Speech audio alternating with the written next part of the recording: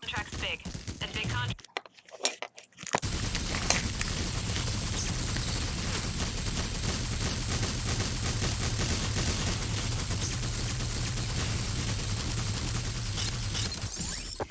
Demo is calling. I've got a contract for you.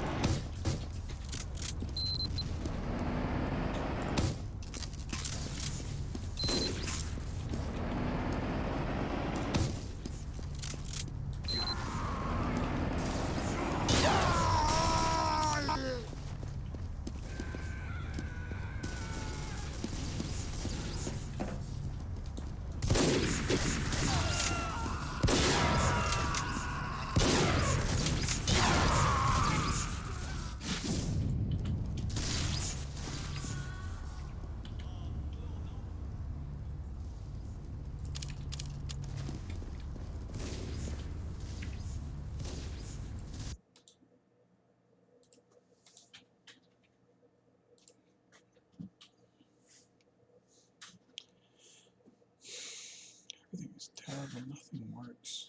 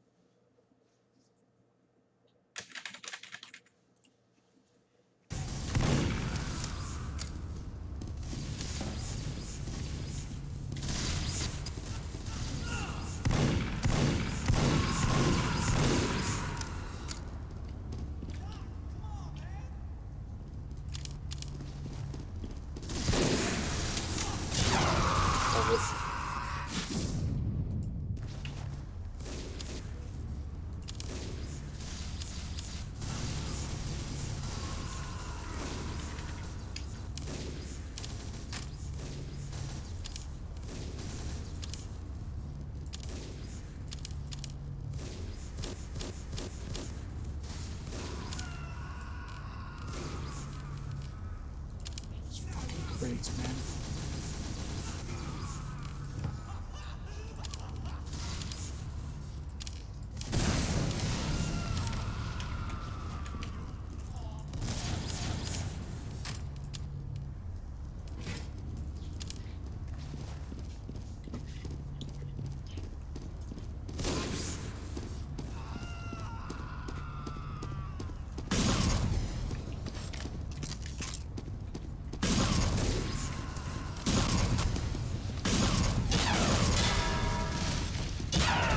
Why is that my computer can't handle TF2 at this resolution? Why is this? What do I have open? Nothing. I have literally nothing open. Not a single thing open. This shouldn't even be open. I do have to move everything from my desktop to a folder. All the photos. I guess I do. Fat corn. I'm not opening that. That's not good. Desktop logs. New folder. This is the computer video where I fix my fucking computer. Can't run anything. Can't run anything at all. Cool. Very cool. Folder. Did I copy it? Wow, thanks for moving the folder, you piece of shit.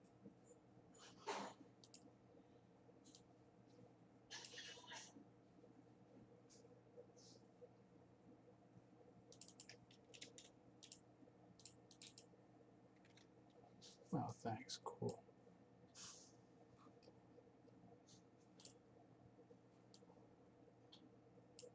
Can't play the fucking game. How many fucking frames?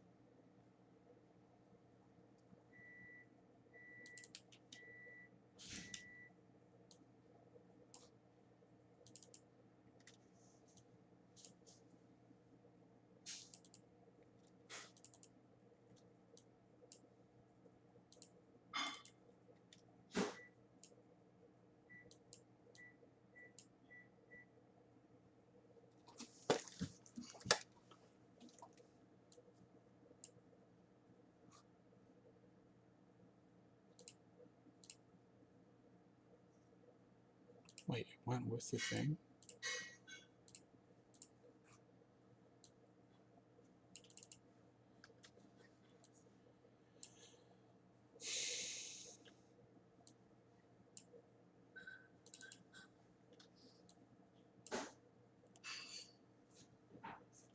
Wait.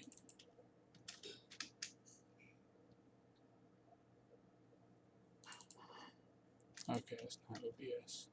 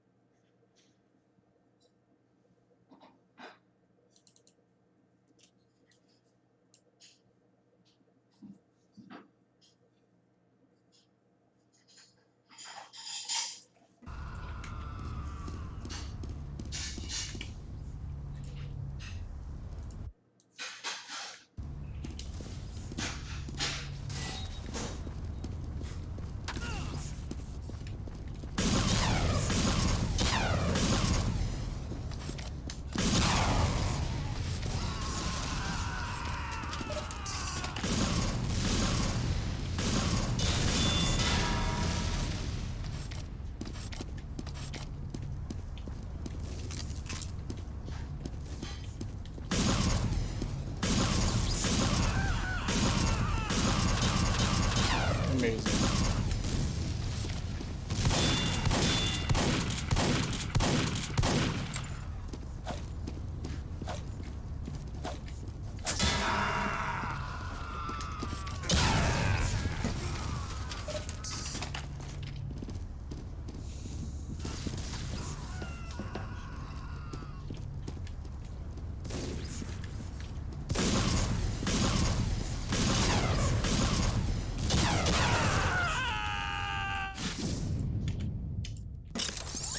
Calling here.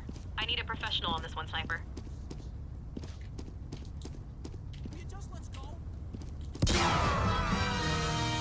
Very cool, very fun, very fun, very cool. Why is my team so awful?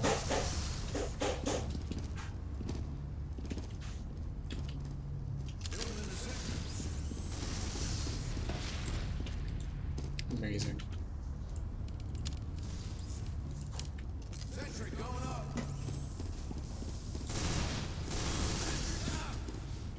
Amazing.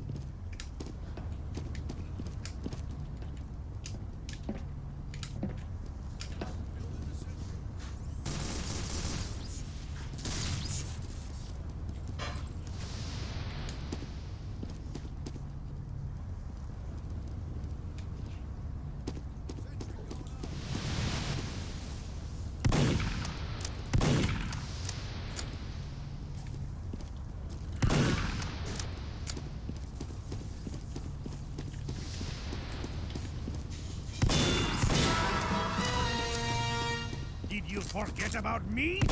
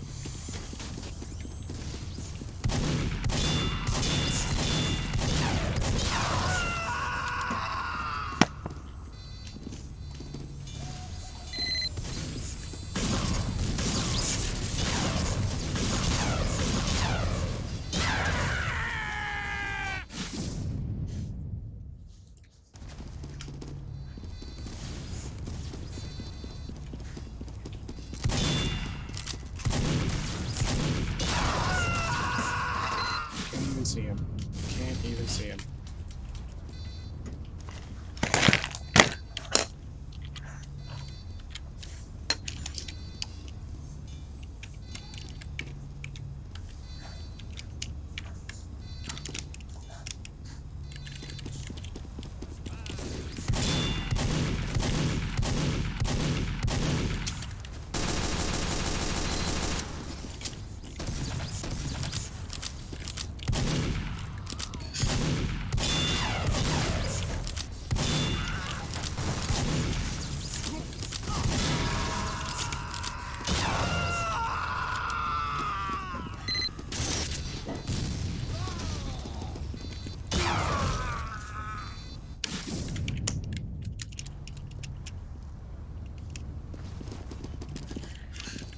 Alert.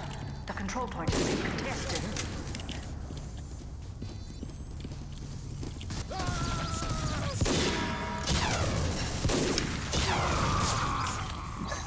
Your strategy is 4 scouts, 1 sniper. And it works so fucking well.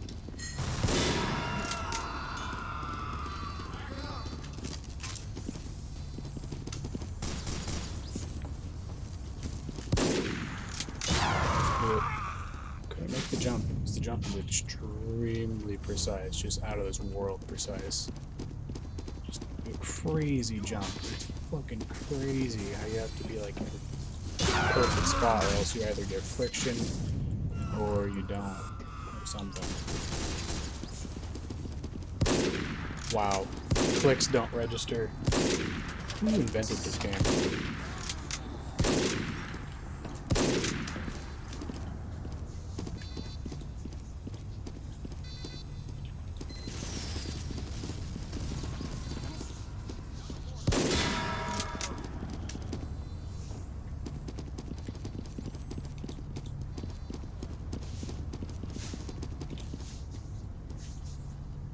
See, why does he have an unusual?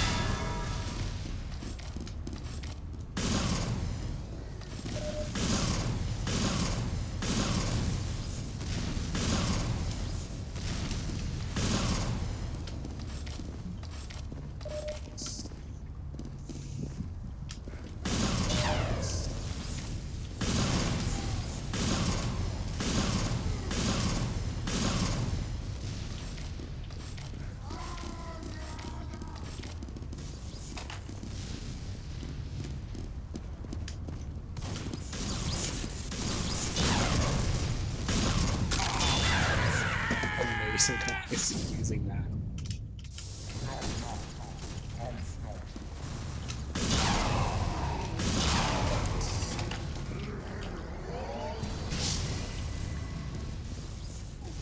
Return.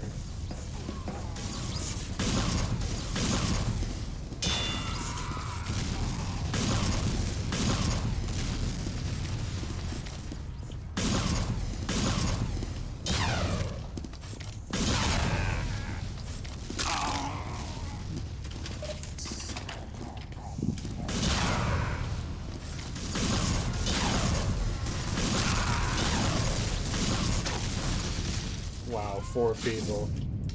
Amazing. Why doesn't everyone on red just leave the game at this point? You guys are fucking pointless. I get it. I understand.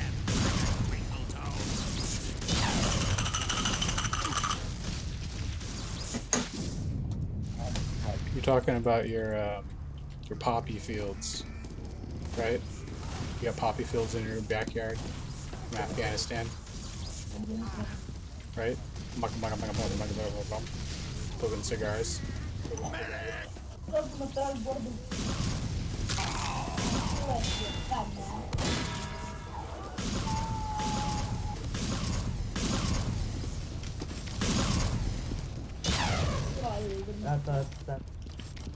Is this your brother?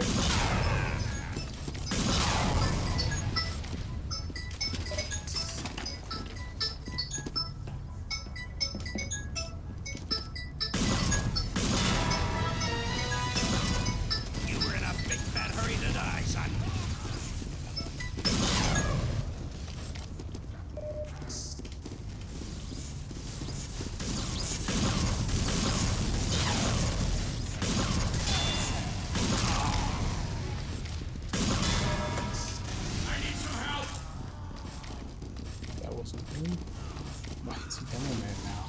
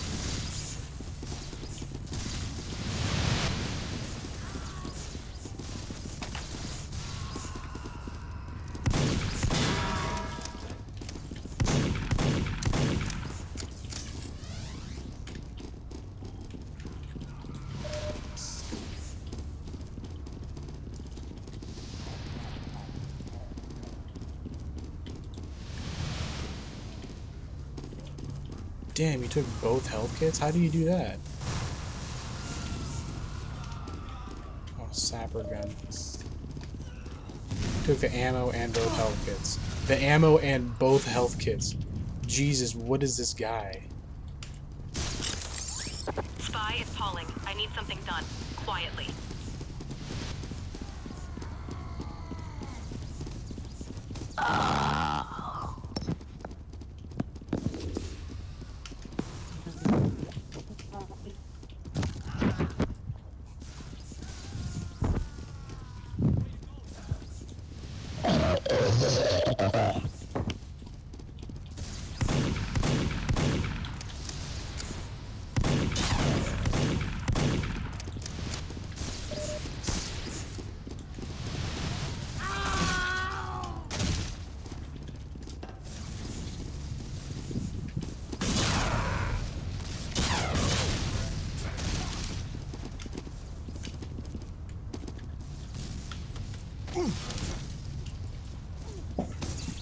Let's make these fags rage quit.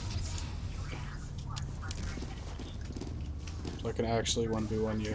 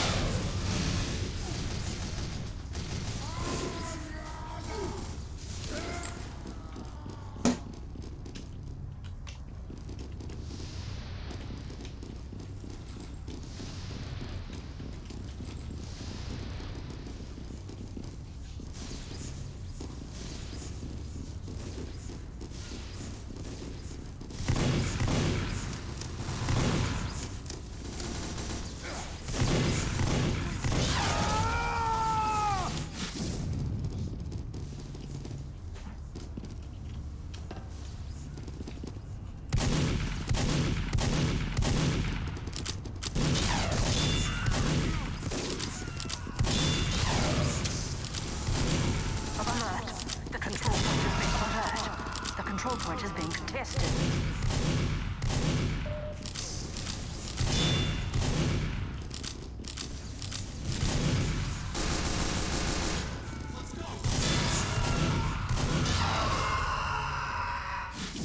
Why are there 4 scouts on red now?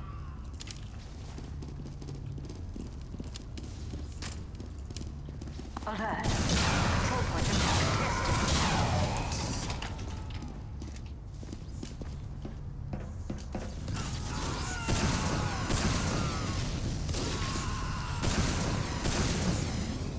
Because you guys are terrible and should kill yourselves.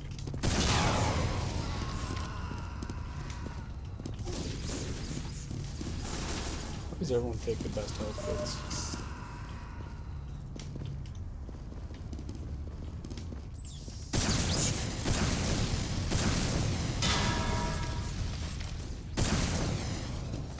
No, I'm not.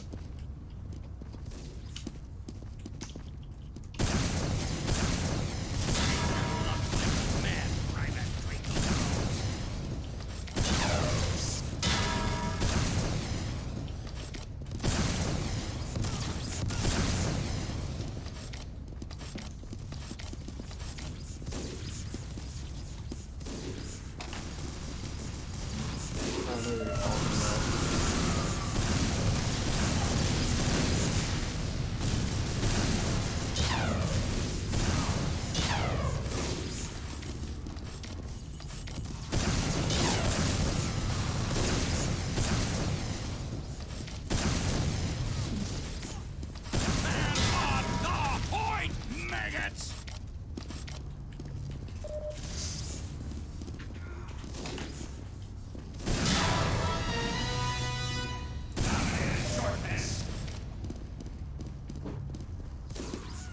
Get out, useless trash can.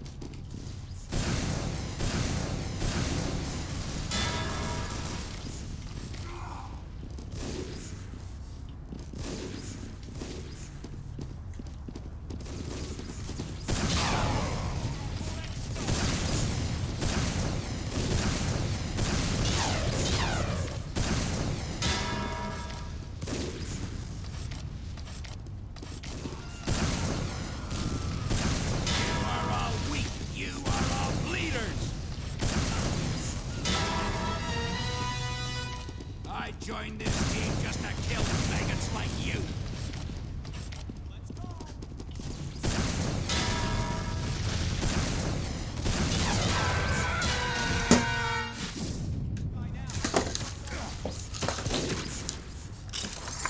Soldier, it's Pollock, son. Your country needs you.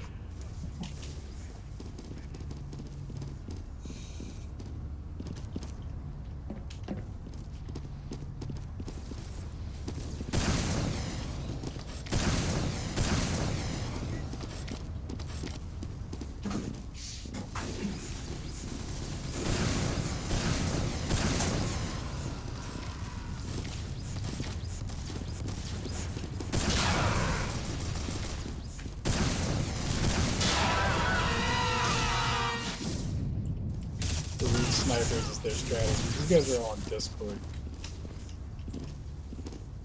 Would you not like me when I joined? Is that it? Garbage.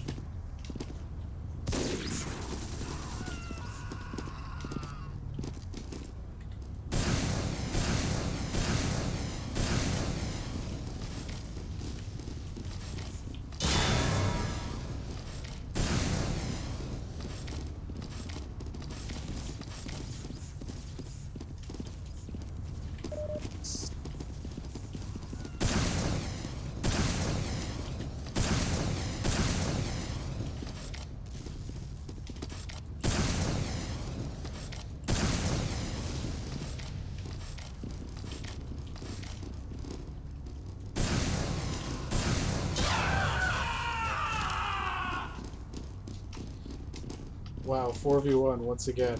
You guys are all on Discord. Every single one of you's on Discord. On the same call. What kind of fag shit is this? Alert. The control point is being contested. I'm not allowed to play TF2 today? Hey, knucklehead! I'm talking to you! Jesus. Alert. The control point is being captured. Howdy, Alert. howdy. Let's get Shut right. the fuck up. Alert. The control point is being captured. Hey, Joester, I always thought you should kill yourself. For like the 4 years that I've seen you play TF2, I've always thought you should just kill yourself. Our control point is being You're captured. the least funny human on the face of the Our planet. control point is And the being least captured. interesting.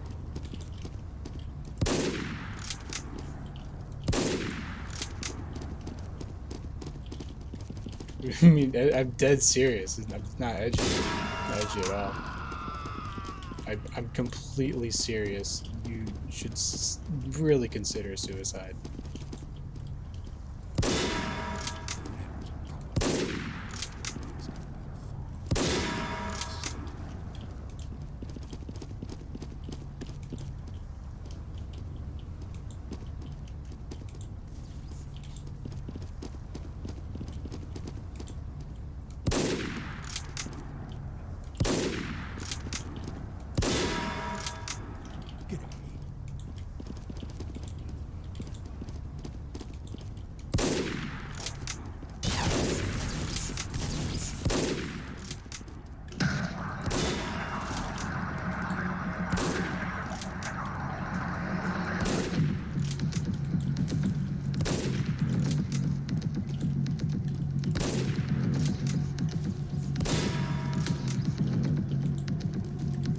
Because every one of you is a retarded Mike spammer.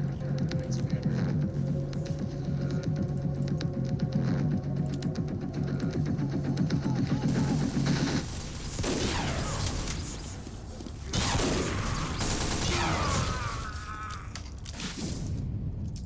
The control point is being captured. Alert. The control point is being contested. Alert. Fucking The control point is being fetal contested. alcohol syndrome server. You Alert. guys got fetal alcohol syndrome. Jesus. Captured. It's maximum retardation. Did all of you come out of the same pussy? The control point is being captured. Alert. Our control point is being captured.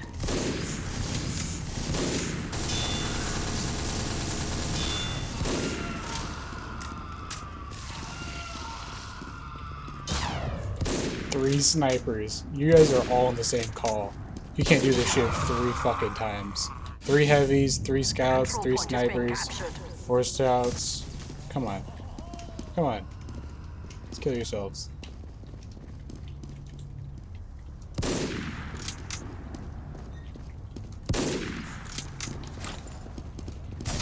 Got a more knife, mate!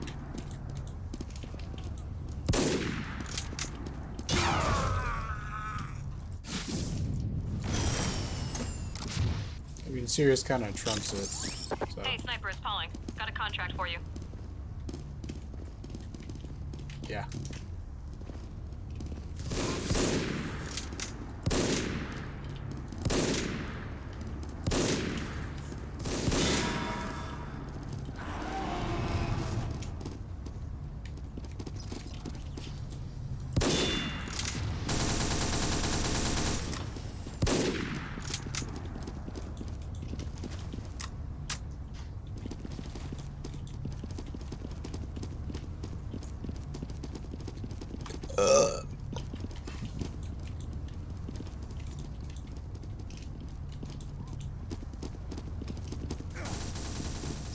Fucking coordinated.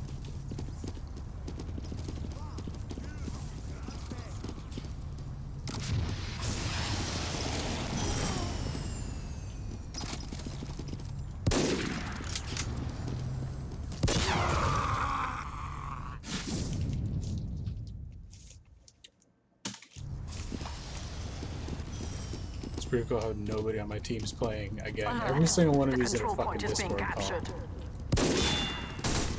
Alert. The control point is being contested. I'm still on a point, you...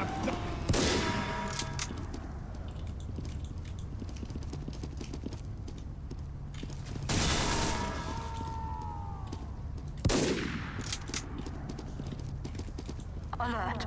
The control point is being captured.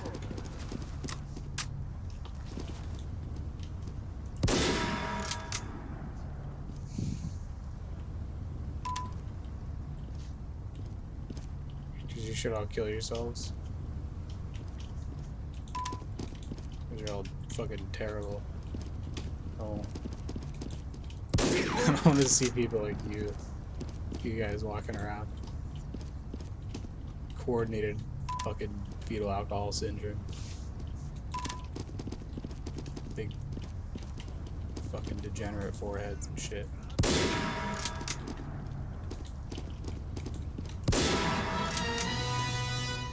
This is getting embarrassing. I know. You've heard that. You heard that shit just now. The edgy and 14. Just now. Just now. Just now. You're very slow. You really just kill yourself at this point. You have a low IQ. Need another use for that, Nick. Your learning speed is too slow. You probably did average in school, but that's the problem. People with Down syndrome are more interesting than you.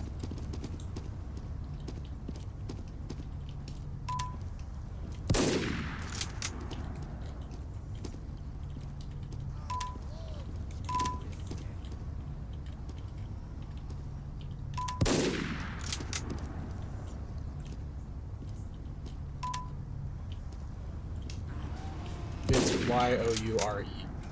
You are, not your. I don't own edgy. What are you gonna say?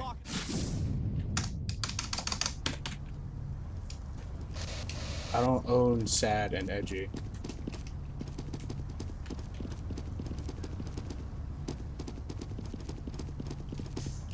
Your words right. Retard.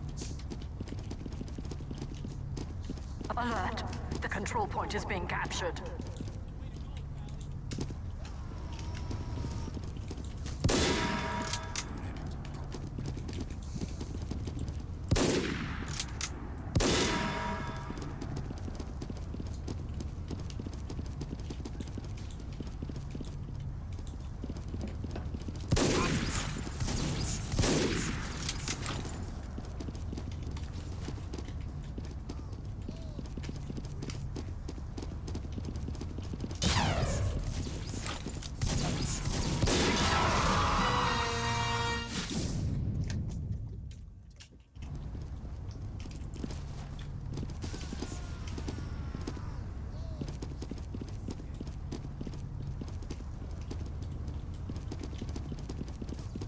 So you guys are fucking coordinated against me again. Alert. The control point is True being friendlies. contested. Serious? On the same call.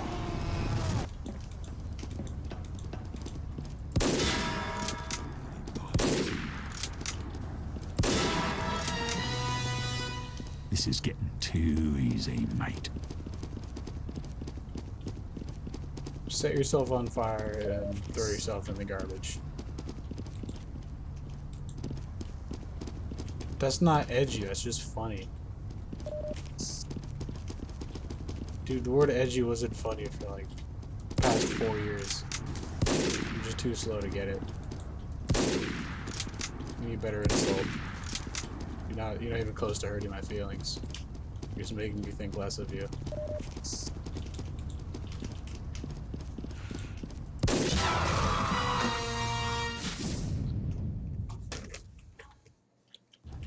Alert.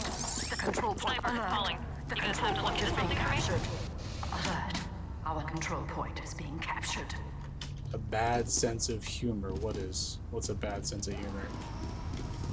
Telling people to set themselves on fire and throw themselves in the garbage. Captured. It's a great sense of humor. You are not the judge of me. You're not fit to be the judge of me. You're not fit to be the judge of anyone.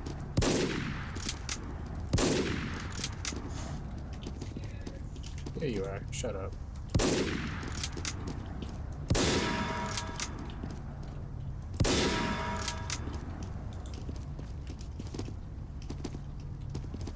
Me? I said you were.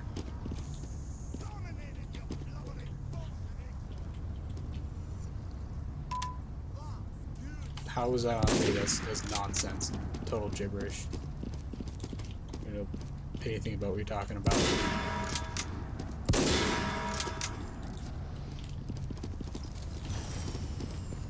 Thinking what?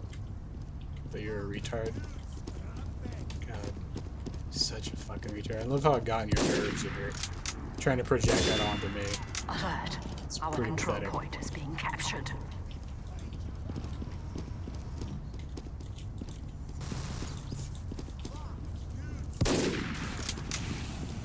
Alert. The control point is being captured.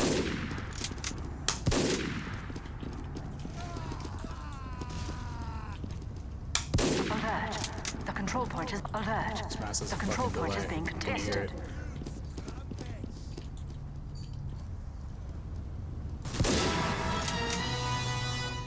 I'm not done yet, mate. Not by a long shot.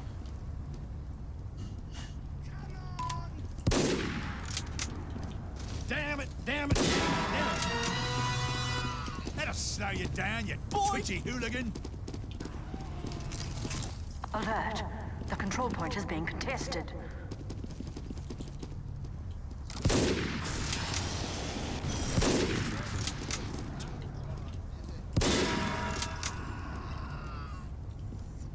I'll fucking walk towards it.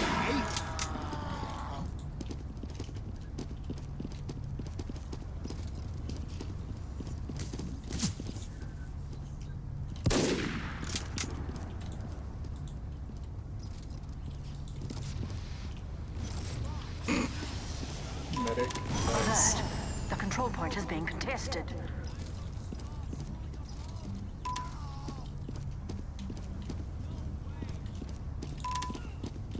Boink! They Ubered just now.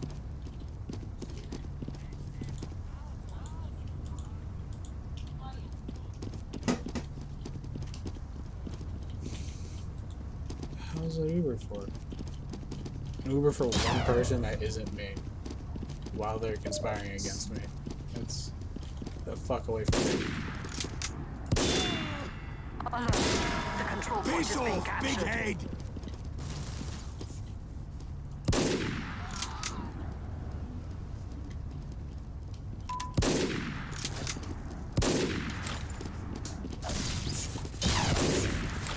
Get on the point, like.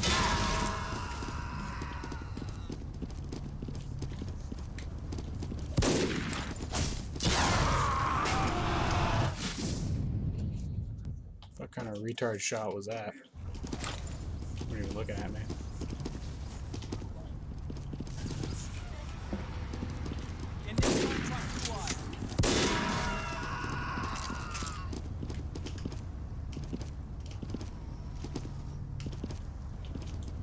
Alert. Our control point is being captured.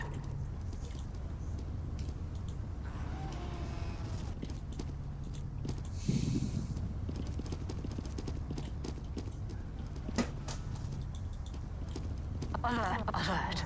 Our control point is being captured.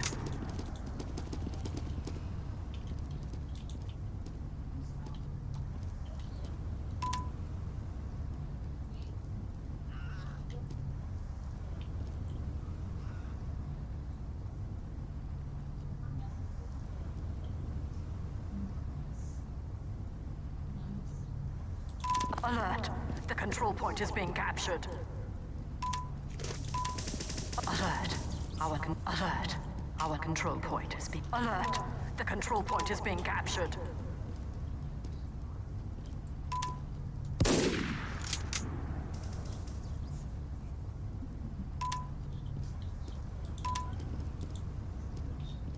Alert. The control point is being contested. Alert. Our control point is being captured.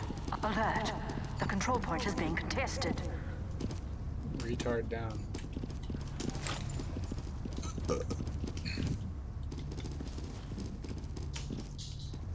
Alert. The control point is being captured.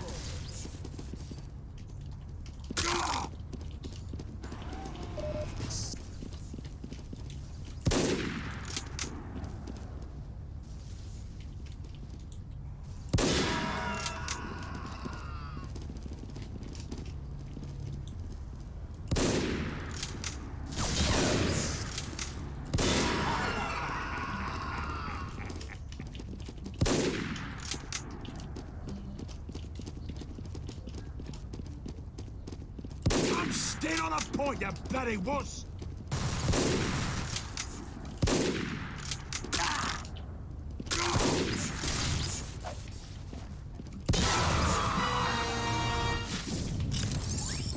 Scout, it's Pauling. Something big just came up. Alert. The control point is being captured. It's retarded, it'll probably work. Control point is being captured.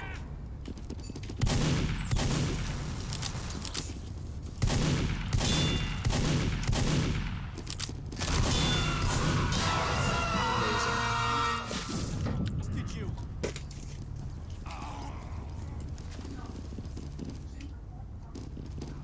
I have to get better at this game.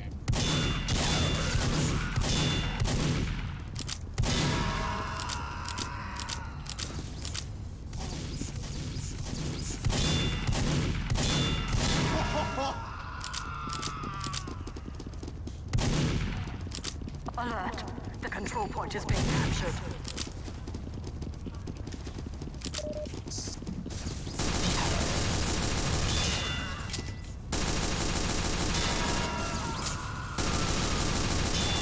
Alert. The control point is being captured.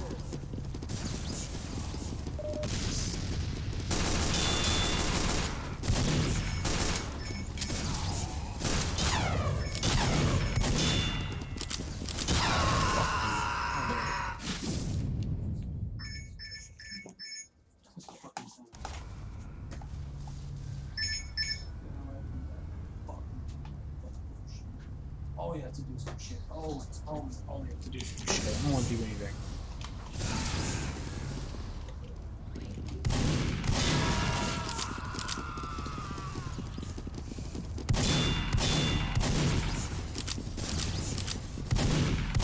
Alert. The control point is being captured.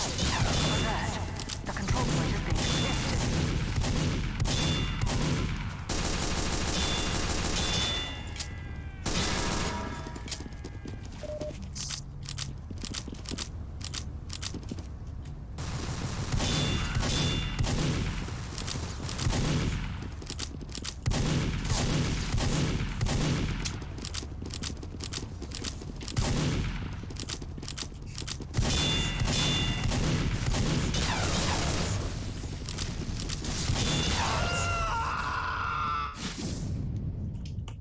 Quit sucking dicks.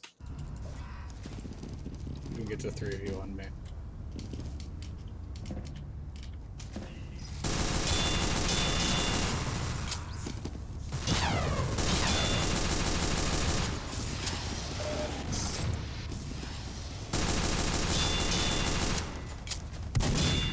Alert.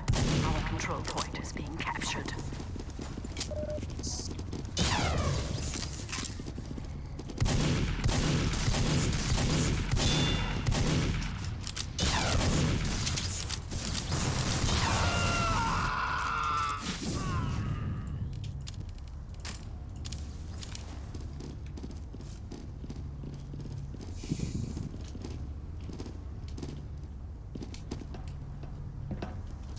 Alert. The control point is being contested.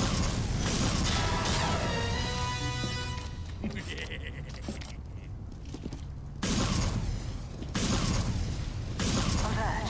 The control point is being contested.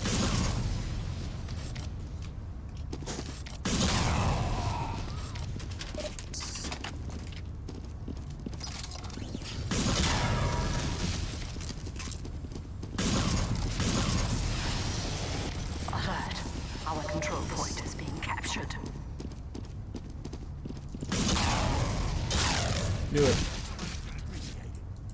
It's not fair. Alert. Our control point is being captured. Only retards on my team. Nobody and retards. When there aren't any, they take all of the kills and nobody The leaves control spawn. point is being captured.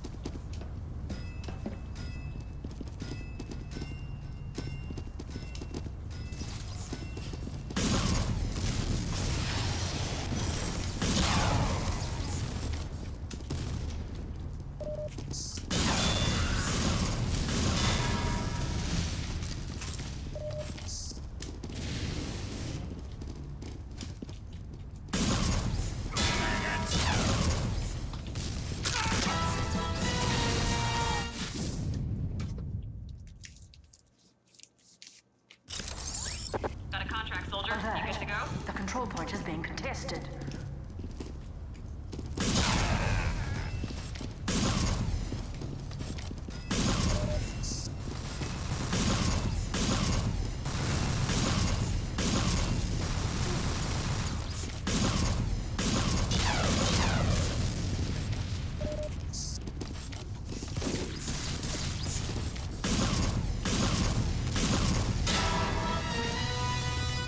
Alert. Our control point is being captured.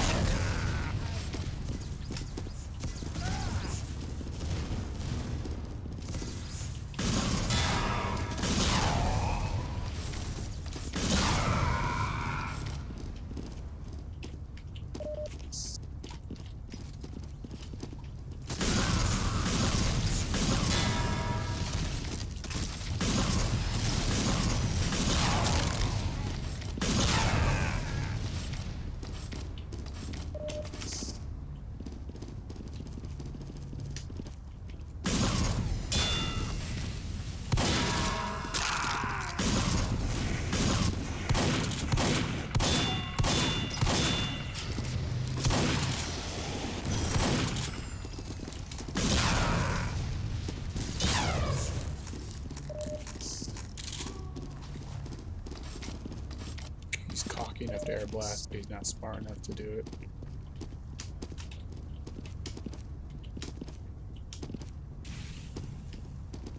The fuck what's he doing all the way down there? Why is it this way? Why is it this way? Of all things, why is it this way? Our control point is being captured.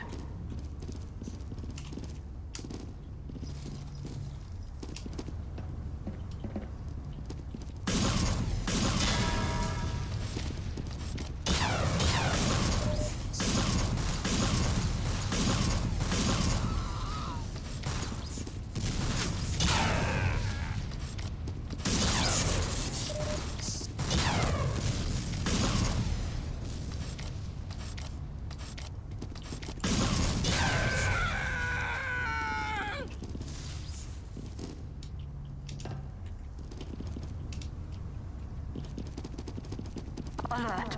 The control point is being captured.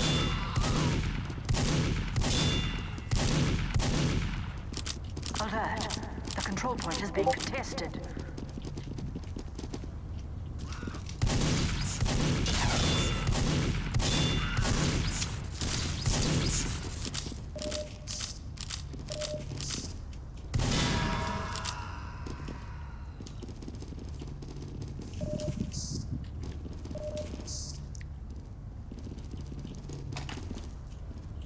Okay.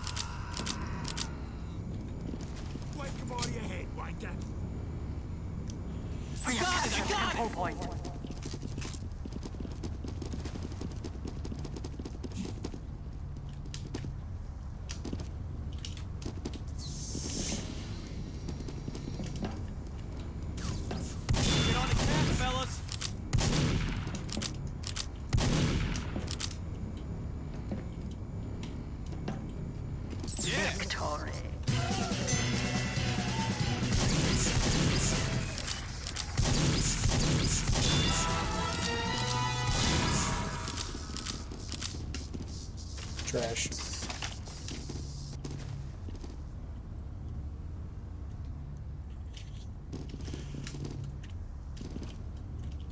Let's waste them.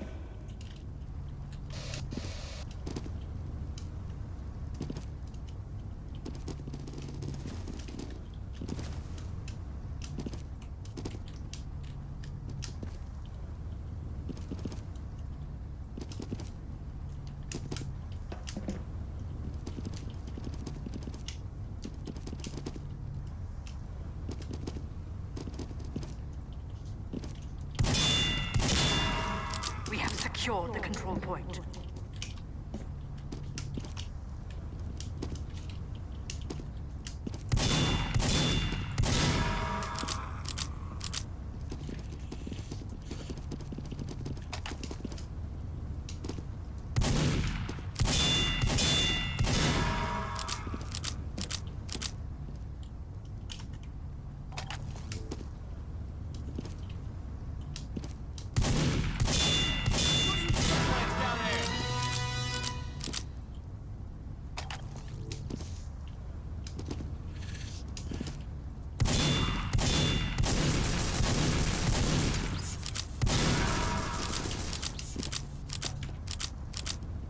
Jesus, more fucking items.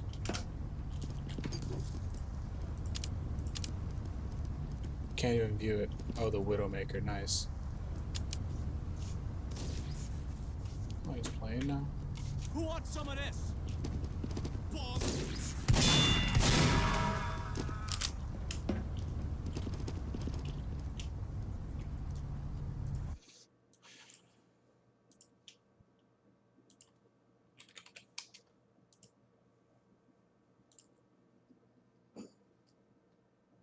Fucking ping me.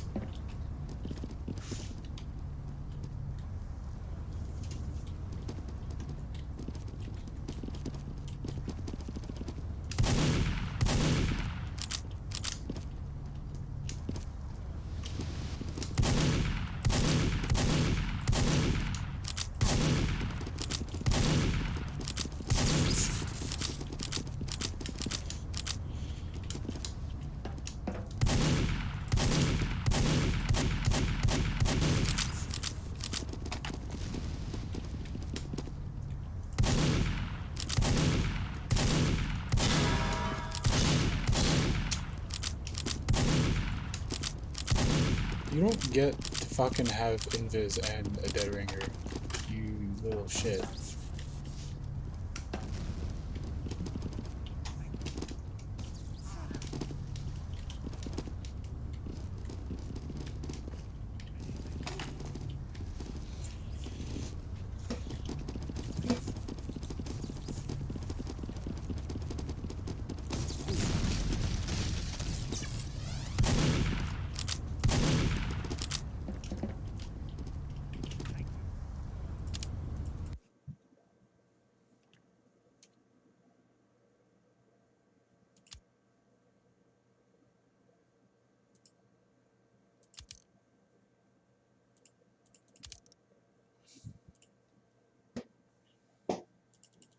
How do you reset your stats? I think they're like down here.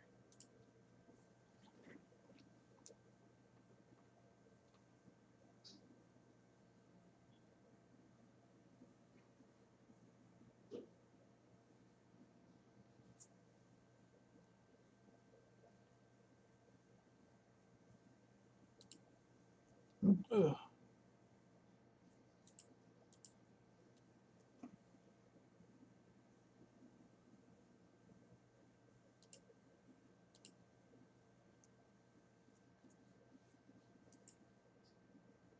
God, I have to look this shit up. You fucking kidding me, dude?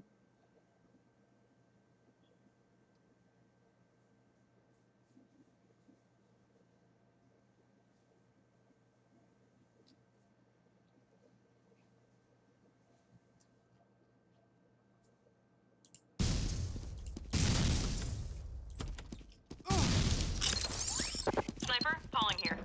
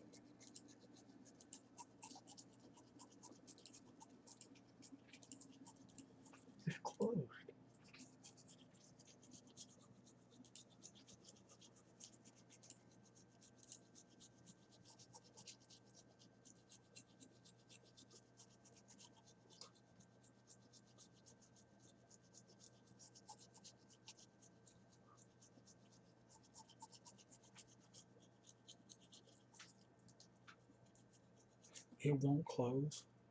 Wow. There it is.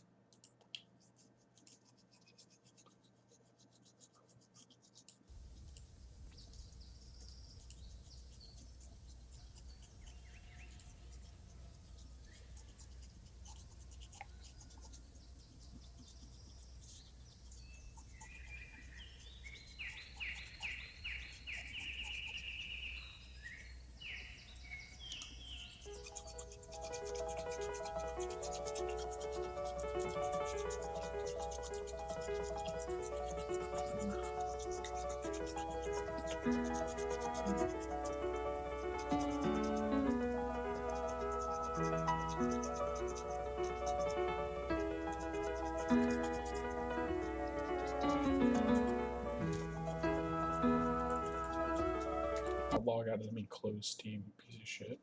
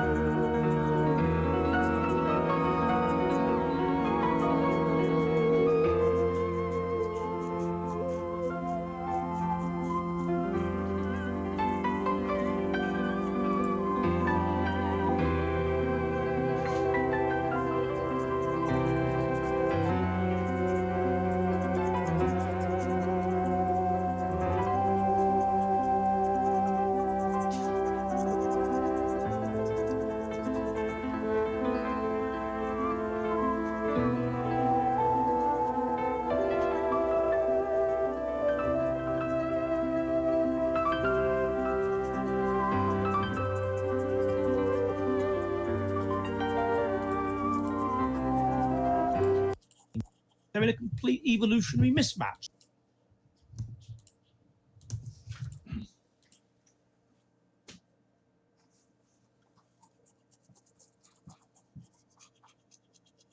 Hello, and welcome to this edition of the Jolly Heretic. Now, I thought I'd do something interesting and try and sign into the old entropy early, but that absolutely didn't work, and I completely pulled it up. So you'll have to bear with me. So there is some good news, and that good news is that the left, as it were, appears to be eating itself. When in a cultural revolution you get to a point where people are cancelling other people from within their own group, then that, of course, means that something has gone very wrong. I'm just signing into the entropy now.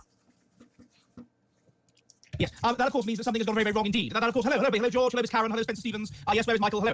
Sorry, I just had a bit of technical difficulties there, but that of course means that in the cultural revolution something has gone very wrong indeed, and that of course means that as with Protestantism, of course, which is the thing that I like to compare this to, you have the magisterial Reformation and you have the popular Reformation, and the out of control virtue signalling frenzy.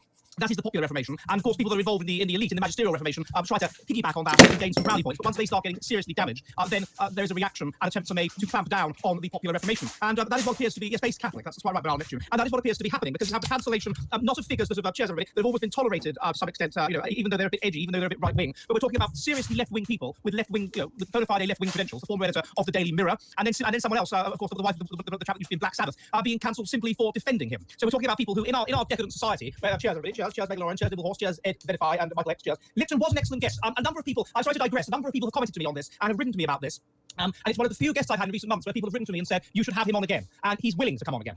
So I was very, very happy with that. And I am more than willing to have Lipton on again. Lipton is willing to come on again. And he's even willing to try and invest in some kind of camera for when he does come on. So I think in a few months' time, I think in the summer, I think, I will have Lipton on again. You're quite right to sail away. He was an excellent guest. I know I've had some guests on that have gone on a bit recently and whatever, but I was very, very pleased with that. He was very, very interesting. He had a lot of very interesting ones to say. Senior Arthur, yes, Blackfur, that's Lipton. So it seems that a lot of people were rather big fans of his. In fact, our squire informed me that normally he watches this programme piecemeal, but with the interview with Lipton, he was sufficiently hypnotised by it to watch the whole thing through. So there you go. So yes, he was very popular. But anyway, returning to the babies, cheers, Laurie and Charles Sparkles and whatever, and cheers.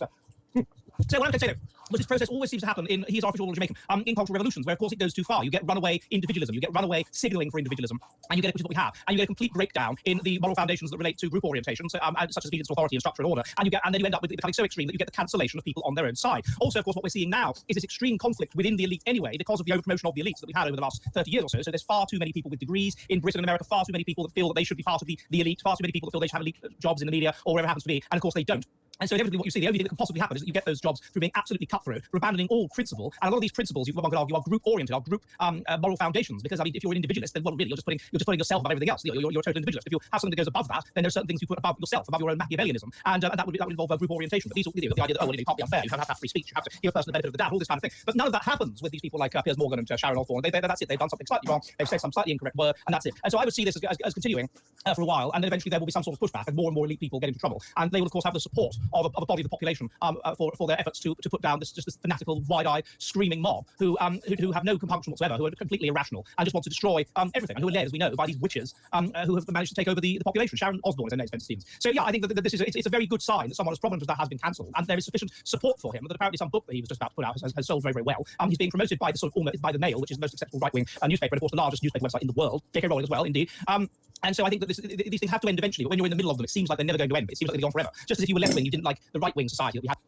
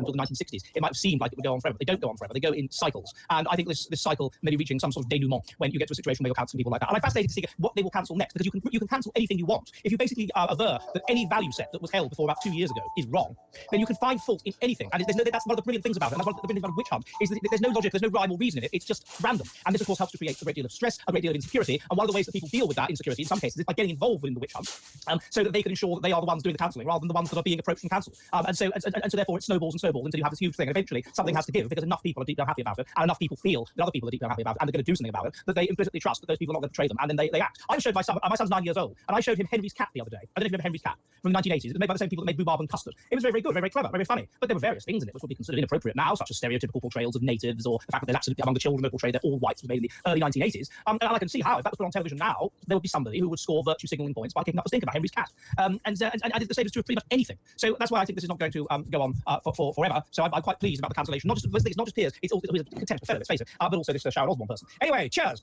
Welcome to this edition of the Jolly Heretic. If you are new to the Jolly Heretic, we are an online public house. We meet on Mondays and Thursdays at 7 p.m. UK time, which is now 2 p.m. in New York, because the clocks in Europe have finally changed. If you would like to support the show, then you can send in super chats, which you can do either at the link below. Cheers, no name.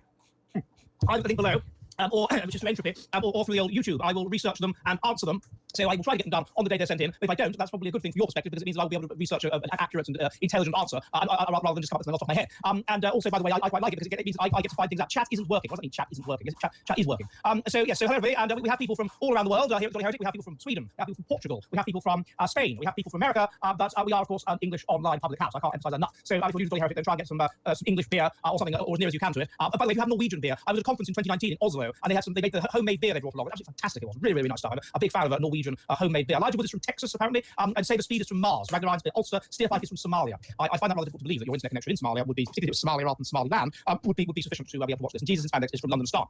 Anyway, we have a number of questions which I would like to turn to now. Steve Rogers, sir. Hello, sir. Steve Rogers is a great donor to the show, and also he is the pub's resident artist. And he says, why do leftist non-Christian women sometimes become obsessed with their bodies and hold an almost religious attitude towards them or towards coitus, publicly talking about their vaginas in a way that a man wouldn't his? I think the answer to that is that, as we know, being right-wing is strongly associated with being religious.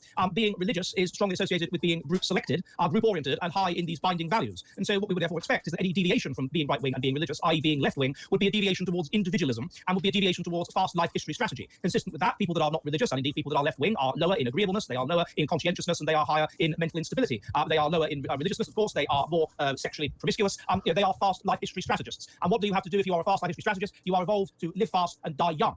And that means that you have to show off your genetic quality as quickly and conspicuously as possible. And that means... Oh, man, I don't want this. Don't update my configuration. I don't care about it. Piece of shit. I need to fucking download it. that you have to be concerned about having a nice bod. And if you are a woman, this is particularly important because in a fast life history strategy ecology, the only thing that matters is that the women sexually select men that are high status, but in a fast way. So that's to say, men that are tough and violent and will protect them in fights, and women will be sexually selected for basically just evidence of good genes, being good looking, large secondary sexual characteristics, evidence of genetic quality required to be able to grow, large secondary sexual characteristics, a nice bod, a big booty, and big boobies and whatever. And so that's what you would expect to happen. And so therefore, I would predict that fast life history strategy women, which I would expect non-Christian leftists to certainly be, are going to be very, very obsessed with their bodies. Another thing I've noticed with fast life history strategists, I noticed this, they are Bob Fox. There's a lot of Bob Fockery among them. So and the men that select them are perfectly happy to have these Bob Fox, body off Baywatch, face off crime watch. I.e., what they're interested in is the nature of the body, big tits, nice body, thin, whatever. And they don't seem to care so much about the face. And I get the Bob Fox, yes. I get the body off Baywatch, face off crime watch, Bob Fox. And I get the impression that I wonder if that is a fast life history strategy thing, because with the body, you're growing these secondary sexual ornaments, and so that's the side of your genetics, whereas the face is perhaps more a window to the soul, and more therefore an indicator of things that would be more interesting if you were from a slow life history strategy perspective. And I wonder, I don't know what the term is for the exact opposite of a Bob Fox, i.e. you have a nice face but you're fat, or you don't have, your body's particularly good. But I wouldn't be at all surprised if that's more, what do you think about it, at the racial level, East Asians in many ways, they have very, very pretty faces, but secondary sexual characteristics are small.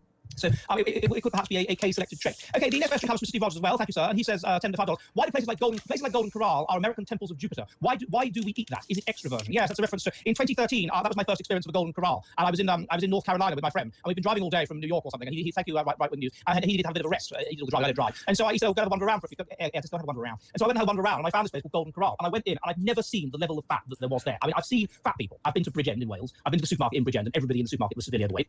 everybody. But this was a new level. I mean, this was a family. There was a family of 2 kids and 2 parents, both overweight. The mother in particular, and she was so overweight that her arse like curled round like a banana over the side of the chair under the power of gravity. I was absolutely insane. And for $12 or something like that, you could eat as much as you wanted. And eating as much as you wanted included a chocolate fountain. I mean, imagine the damage that would do with just infinite chocolate. So I mean, good heavens, it was an appalling place. In answer to your question, why would you eat somewhere like that? Well, the answer is a number of traits relating to why people get fat. One is low intelligence. If you have low intelligence, you A, have poor impulse control, which means you can't help yourself. You B, don't really think about the future very much. You live in the now, so you don't really think about the consequences of your actions. And C, you perhaps literally don't really understand what is healthy and what is not healthy. The second issue would be personality. If you have low conscientiousness, that would predict poor impulse control and becoming addicted to things, including becoming addicted to food. If you have low agreeableness, then you will not care about what you look like. You won't care about the fact that you disgust other people. You won't care about anything. You want to be sated with food now. Perhaps mental instability could conceivably be a part of it, in the sense that if you are feeling unhappy or something, then eating sugary food or whatever might in the short term make you feel better. And I suppose, yeah, there is it's a fact. There is evidence that people that are extrovert do die younger than people that are introvert. And the reason for that is that people that are extrovert are more inclined. Extroversion is about feeling positive feelings strongly. And so people that are extroverts are more inclined to overindulge, overeat, smoke, drink too much, or whatever, because of the positive result which they get, and also they're more inclined to take risks because of the thrill they get out of doing so, and therefore they die in accidents and things like that. And in fact, there was research which found that high extroversion increased your risk of early death like 3-fold or something. So I think that is the reason. Mr. Rogers, okay, Edward Y says $5 nothing. He says be a dancing pair. Thank you very much, sir. I very much appreciate your dancing pair. Mr. Ken 001, $5. Thank you, pounds. Thank you, sir. Says, What the hell have they sold these yet? How would I sell those?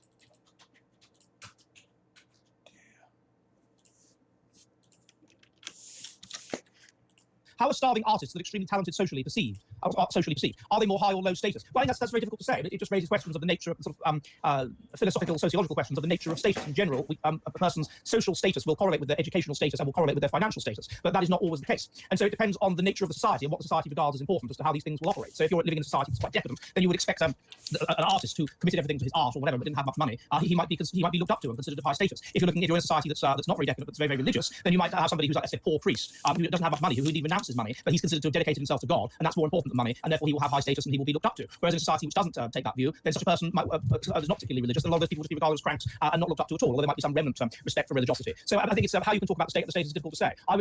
There are different factors to social class. One of them is how much money you earn, but it's not the only factor. Another one is how educated you are. Another one is the background that you are born into. Another one is your social culture. The kind of words you use, the kind of things you engage in. And these all in the stereotype, these will all coalesce together. That doesn't mean that there aren't all kinds of deviations from that. So you might get somebody, for example, who's basically culturally upper class but poor, or you might get somebody who's culturally working class but rich, and so they wouldn't quite fit into the category system. But nevertheless, overall, it works because in general, these social classes, people socialise along social class lines. They know other people that are socially similar to them, to the extent that we end up in a situation where there are genetic social class differences, and social class differences, blood type and things. And these are probably going to get bigger, these genetic social class differences, because in a meritocracy, people will tend to find people that are genetically similar, that get to the positions they should be in, which means the clever people will all leave the little villages, and the stupid people will end up falling into seaside resorts that have seen better days. And so they will just separate and have very little to do with each other and become genetically quite distinct castes. So I think that's what's kind of going on. So you think in the old days, you have somewhere like, I don't know, Hastings in Sussex, and it would be people of all different social classes there, ranging from upper class people, upper middle class, all the way down to working class. Now, all the people that are born there that are reasonably intelligent get the hell out and go to London or somewhere like that, and the government literally puts people there from London who are very low in intelligence, and because they say it's unfair, they should get housing in London, which is very. How did I sell this just now? I knew it was the kids. I knew it.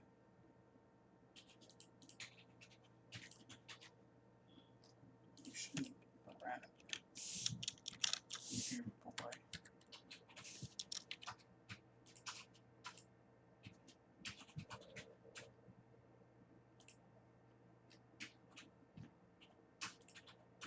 Too many fucking cases.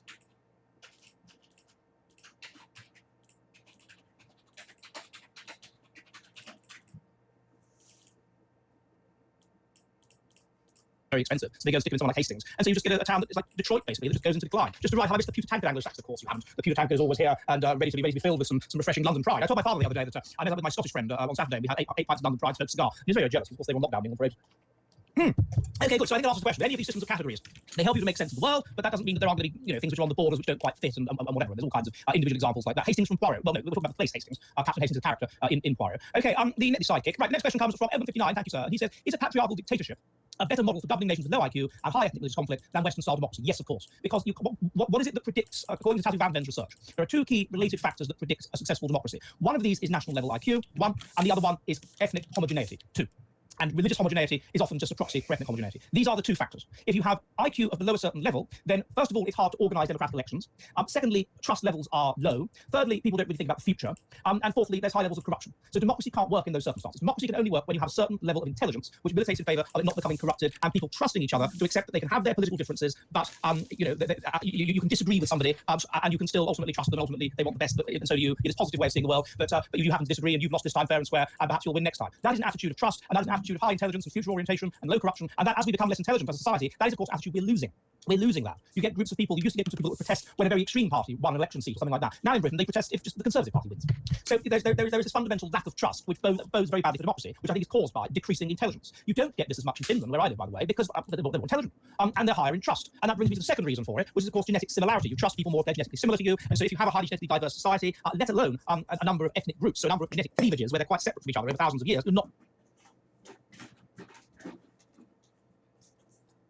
going to have democracy. Democracy won't work, and all that will happen is that the dominant ethnic group will somehow manage to win, and they will take charge and subvert democracy and run the country in their own interests. So you can't have it. So I would agree that you cannot and shouldn't have democracy in countries like that. Because if you give them democracy as well, that's the other problem. If you give people that are stupid democracy, they will vote for extremist, nutty parties that will take the country into economic ruin using aggressive, short-termist policies. And an obvious example of that is somewhere like Zimbabwe, where you had a policy where in order to vote, you had to have graduated from high school. It didn't matter whether you were black or white, you had to have graduated from high school. That was the rule. And then, of course, they brought in one member, one vote. And what was the result? They elect this nasty communist, and Zimbabwe goes from being the wealthiest country in Africa to the poorest country in Africa over 20 years. And you have intertribal warfare, or interethnic warfare between the Shora and the Ndele, and just general chaos. So no, that is that they should not have democracy in these places, and it's very silly of us to try to impose it. The next question comes from Dawn Browning, and she says, how come Alaskan Inuit are low on the Stanford-Binet scale? Well, there are a number of reasons why they wouldn't score, if you talk about IQ tests, why they wouldn't score particularly well in IQ tests. One possibility is that they haven't developed farming. Once you develop farming, then it selects out basically people that are impulsive, it selects in people that can plan and whatever, and so therefore it leads to a sort of runaway selection pressure for intelligence, which you don't get if you have hunter-gathering, even though it's a very, very cold environment. So I think that's the first reason. I don't know if, I'm not aware, I think they score, my memory of it is that they do score a little bit lower than the Greenlandic. I'm not 100% sure why that would be. I don't know. There would be differences, and we have an overall IQ for the Arctic peoples of 90.